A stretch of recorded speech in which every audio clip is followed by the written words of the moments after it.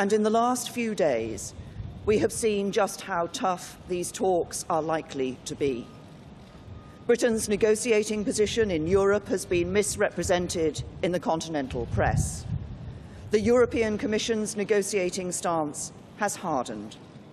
Threats against Britain have been issued by European politicians and officials. All of these acts have been deliberately timed to affect the result of the general election that will take place on the 8th of June.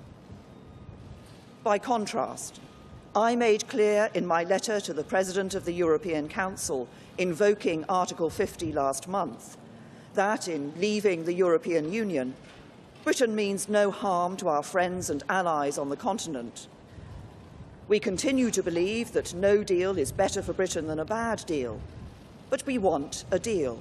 We want a deep and special partnership with the European Union, and we want the EU to succeed.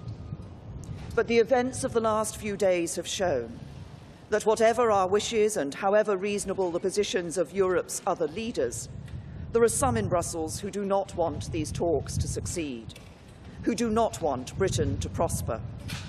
So now, more than ever, we need to be led by a Prime Minister and a government that is strong and stable, because making Brexit a success is central to our national interest, and it is central to your own security and prosperity.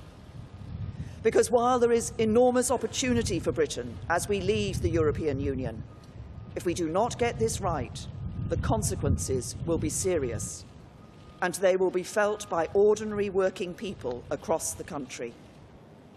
This Brexit negotiation is central to everything. If we don't get the negotiation right, your economic security and prosperity will be put at risk, and the opportunities you seek for your families will simply not happen. If we do not stand up and get this negotiation right, we risk the secure and well-paid jobs we want for our children and our children's children too.